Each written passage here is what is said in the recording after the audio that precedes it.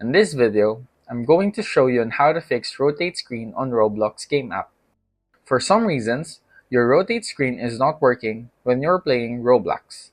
Then you simply need to try to restart Roblox and your phone and see if it will fix the issue, but if not, then you can do this one.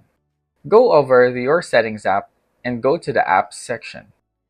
Next, open the App Management option. In here, look for the Roblox app and open it. Next, tap on the storage usage and then select Clear Data. Confirm your action to proceed. After that, go back to App Info and then tap Force Stop. If you're using an iPhone, then you can try to offload the app and reinstall it again. Next, go over to Play Store or the App Store and check the Roblox app if there's an update or not.